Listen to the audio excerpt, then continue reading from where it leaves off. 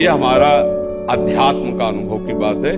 नहीं तो क्या कर दिया जाए जिससे आप बच सकते हो? सोचो आपको क्या मिल जाए? एक ऐसा शब्द बोल दो जिससे आप निर्भय, निश्चिंत और निःशोक हो सकते हैं। एक बोलो कि ये मिल जाए तो मैं बिल्कुल निश्चिंत हो जाऊंगा और आज से कोई कामना नहीं करूंगा। बोलो, कोई एक बात बोलो। नहीं बोल सकते। आज हमारे बच्चों में बहुत जल्दी इतना सोचने की क्षमता आ गई है कि अब तो यार जीवन किस काम का। कहीं कोई ब्लैकमेल कर रहा तो जीवन, अरे हमें लड़ना है। ये जो बच्चा बोल रहा है कि हम भयभीत हो जाते हैं, हम शोकित हो जाते हैं, हम आगे, ये नकारात्मक सोच ही तो है। क्यों है? क्योंकि आधार नहीं है।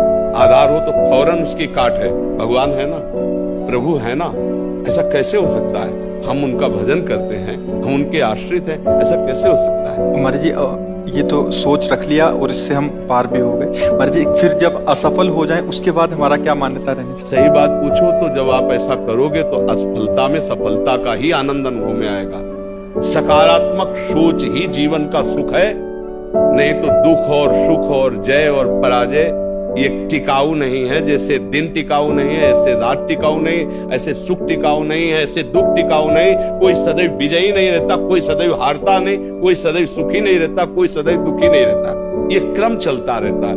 दुख के अवसर पर हमें हमारे विचार बचाते हैं हमको। अभी हम अपने विचार में अपने को बीमार मान ले तो हम कल से आने लायक नहीं रहेंगे। ध्यान रखना, हम आज अब भी नहीं मानते कि हम बीमार हैं। तो हमारी निगेटिव सोच जो है ये बिना भजन के नहीं जाएगी। और अगर ये बनी रही तो अरबों रुपया हो, खूब बड़ा पद हो, पति, व्यवस्था, पत्नी, सब कुछ हो, लेकिन नकारात्मक सोच तुम्हें चैन से नहीं रहने देगी। पक्की बात मान लीजिए। इसको सुधारना है तो सत्य पे आइए, धर्माचरण कीजिए, पवित्र चरित्र रखिए और नाम जप कीजिए। आपकी सोच बदल जाएगी। देखो, आपकी सोच अच्छी है तो आप थोड़ा कम पैसे वाले भी है ना, गरीब भी है तो मस्त रहेंगे। सोच सही नहीं है तो चाहे आपके पास अरबों रुपया हो, आपका जीवन नरक जैसा रहेगा। क्योंकि आपकी सोच अशांति, कलह, नाना प्रकार की वासनाओं में, खेल में फंसाकर आपको नष्ट कर देगी। तो हमें लगता है कि बिना अध्यात्म के चिंता, भय, शोक इसका दूर होना बहुत कठिन है। नाम जप करो, चरित्र पावन रखो। आज प्रायः चरित्र को हम नहीं सुरक्षित रख रहे। ये समझ लीजिए कि चरित्रवान के पास ऐश्वर्य चरण चूमता है। चरित्रहीन चाहे आप जितना धन एकत्रित कर ले, शांति और सुख का अनुभव नहीं कर सकते। अब ये बात शास्त्र की और संतों की मानना स्वीकार करो तो अभी आनंद की अनुभूति हो जाए। हमारा चरित्र देखो, हम राम चरित्र गाते हैं। राम जी रघुवंश में प्रकट हुए और रावण उत्तम कुल कुलस्त करनाती, ब्राह्मणत्व उत्तम कुल कुलस्त करनाती, लेकिन चरित्रहीन हो गया तो राक्षस कहा गया। समझ रहे? चरित्र गाते हम, राम चरित्र गाते हैं। मां केवल अंतर है नहीं, वही बड़ी रा उसमें भी लगी हुई है। मां वही भगवद अंश है, जय विजय और कोई दूसरा नहीं है। ये लीला करके दिखाया कि एक चरित्रहीन हो गया तो राक्षस है, चरित्रवान वही भगवान। सब में भगवान है, वही अब लीला कर रहे। देखो, हम अपने चरित्र को पावन रखें, हम धर्म से चले, नाम जप करें तो कहीं भी आपके अंदर नकारात्मक भाव आपको परास्त नहीं कर सकता। ये हमारा अध्यात्म का अनुभव की बात है। नहीं तो क्या कर दिया जाए जिससे आप बच सकते हो? सोचो आपको क्या मिल जाए? एक ऐसा शब्द बोल दो जिससे आप निर्भय, निश्चिंत और निःशोक हो सकते हैं। एक बोलो कि ये मिल जाए तो मैं बिल्कुल निश्चिंत हो जाऊंगा और आज से कोई कामना नहीं करूंगा। बोलो, कोई एक बात बोलो। नहीं बोल सकते, क्योंकि एक के साथ हजारों बातें लगी हुई है। एक केवल वो है कि परमात्मा मिल जाए तो फिर सब जिसके पाने के बाद कुछ पाना बाकी नहीं रहता, जिसके जानने के बाद कुछ जानना बाकी नहीं रहता, और जिसको अनुभव करने के बाद कोई भय नहीं रहता।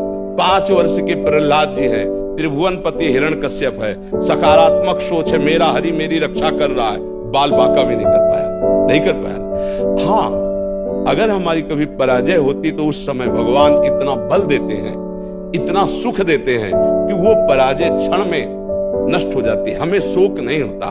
देखो, आज युधिष्ठिर अभिषेक हुआ, इंद्रप्रस्थ के सिंहासन पर चक्रवर्ती सम्राट पद पर बैठे कपटियों ने कपट करके परास्त किया।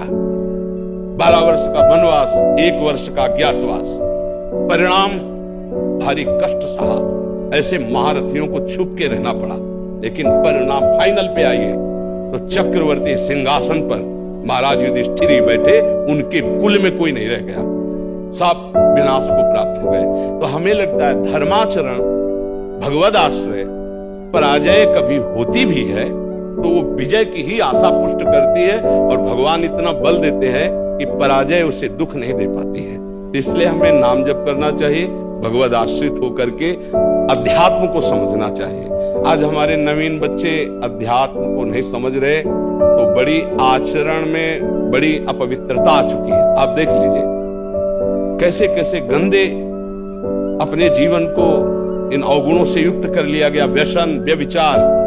अब ये अध्यात्म का ज्ञान ना होने के कारण अपना नाश कर रहा है। तो चरित्रहीनता, गुणहीनता और नकारात्मक सोचे, अगर इनको हमें ठीक करना है तो हमें बहुत सावधान रहना, हमें अपने चरित्र को बचाना है। आज हमारे बच्चों में चरित्र सुरक्षित नहीं रह पा रहा है। आज बच्चों का जीवन बड़ा संकटपूर्ण जा रहा है।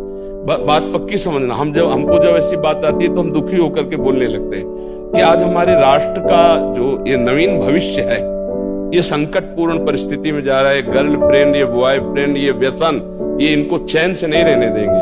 नवीन अवस्था के बच्चे हैं, जब गंदे आचरणों में फंस जाते हैं, अब उनको ब्लैकमेल किया जाता है। वो अपने माँ बाप से बता नहीं सकते कि दूसरे से कहने घुटते रहते हैं, और अगर ज्यादा घुटन आ गए तो अपने आप को। तो इसलिए हमें लगता है अध्यात्म को समझा जाए और नाम जप करते हुए चरित्र पावन रखा जाए। आपका इसमें कोई संशय? हाँ, आप अच्छे आचरण वाले बने, खूब नाम जप करें और धैर्यपूर्वक विश्वास रखें कि भगवान मेरे साथ है। अगर कभी ऐसी हार या पराजय या दुख आता है तो हम उसको सहने के लिए धैर्यवान रहें। हम उसमें इतना निगेटिव न सोच जाए कि हमारा जीवन से ही निराशा हो जाए। आज हमारे बच्चों में बहुत जल्दी इतना सोचने की क्षमता आ गई है कि अब तो यार जीवन किस काम का, कहीं कोई ब्लैकमेल कर रहा तो जीवन, अरे हमें लड़ना है। हम कल भी कह रहे थे कि बच्चों को चाहे माता पिता से दोस्त जैसा व्यवहार करें, और माता पिता को चाहिए कि बच्चों से दोस्त जैसा व्यवहार करें। दोनों आमने सामने बैठकर उनके हृदय की बात को जाने और उनको दोस्त की तरह सपोर्ट करें, तो आगे बढ़ सकते हैं, वो दलदल में फंसे हुए निकल सकते हैं। नहीं तो कई ऐसे गंदे बच्चे होते हैं जो अच्छे बच्चों को अपने विषय जाल में फंसा करके उनके जीवन को बर्बाद करते हैं। बकाया नकारात्मक सोच के लिए नाम जप बहुत जरूरी है। चाहे आप स्त्री हो, चाहे पुरुष हो, चाहे गृहस्थ हो, चाहे विरक्त हो, जब तक नाम जप नहीं करोगे, आचरण पवित्र नहीं रखोगे, तो वास्तविक सुख का अनुभव नहीं होगा। नाम जप बहुत आवश्यक, इसलिए हम सबसे प्रार्थना करते हैं, नाम जप करो, शराब मत पियो, मांस मत खाओ, पराई माता बहनों की तरफ गंदी दृष्टि से मत देखो, गंदे आचरण मत करो। ये मनुष्य जीवन ऐसे गंदी बातों के लिए नहीं मिला। गृहस्थी में हो तो धर्माचरण करते हुए धर्म पूर्वक विषय भोगो और नाम जप करो, भगवान को प्राप्त हो।